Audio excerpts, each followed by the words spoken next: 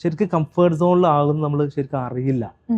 അത് എവിടെ പല ആളുകളും കംഫർട്ട് സോണെന്ന് അറിഞ്ഞു കഴിഞ്ഞാൽ ശരിക്കും നമുക്ക് മാറ്റം വരുത്താൻ പറ്റുമല്ലോ. ഇത് അറിയാതെ പോകുന്നതുകൊണ്ടാണ് ഈ ഭയങ്കര ബുദ്ധിമുട്ടുകളും കാര്യങ്ങളൊക്കെ എന്ത് ചെയ്യുന്നത് വരുന്നത്. നമ്മുടെ ടൈമുകൾ കുറെ വേസ്റ്റ് ആയി പോകുന്നു. ശരിക്കും നമുക്ക് അറിയണം എന്നുണ്ടെങ്കിൽ ഒറ്റ കാര്യം ചെയ്താൽ മതി. നമ്മൾ കുറച്ച് ഡ്രീമുകൾ അല്ലെങ്കിൽ കുറച്ച് ഗോൾസ് നമ്മൾ സെറ്റ് ചെയ്ത് വെക്കാം. ഒരു ടൈമിനുള്ളിൽ നമ്മൾ കുറച്ച് ഗോൾസുകൾ സെറ്റ് ചെയ്ത് വെച്ച് കഴിഞ്ഞാൽ നമുക്ക് അതിലേക്ക് എത്താനുള്ള കാര്യങ്ങൾ നമ്മൾ ചെയ്യുന്നുണ്ടോ, അതായത് ഡ്രീംസ് പല ആളുകൾക്കും ഉണ്ടാവുമല്ലോ. അപ്പൊ അതിലേക്ക് നമ്മൾ എന്ത് ഇനീഷ്യേറ്റീവ് എടുത്തു എന്നുള്ള ഒരു 3 months അല്ലെങ്കിൽ 6 months കൂടുമ്പോൾ ചെക്ക് ചെയ്ത് കഴിഞ്ഞാൽ നമുക്ക് മനസ്സിലാക്കാൻ പറ്റും നമ്മൾ കംഫർട്ട് സോണിലാണോ അല്ലേ എന്നുള്ളത്. കംഫർട്ട് സോണിൽ ആയിട്ടുണ്ടായിരുന്നെങ്കിൽ ആണെങ്കിൽ നമ്മളിതൊന്നും അച്ചീവ് ചെയ്യണമെന്നില്ല, അതിനുള്ള ഇനീഷ്യേറ്റീവ് പോലും എടുത്തിട്ടുണ്ടാവില്ല. കാരണം അതങ്ങനെ കടന്നു പോകും. ഡ്രീം അല്ല, അതങ്ങനെ കടന്നു പോകും.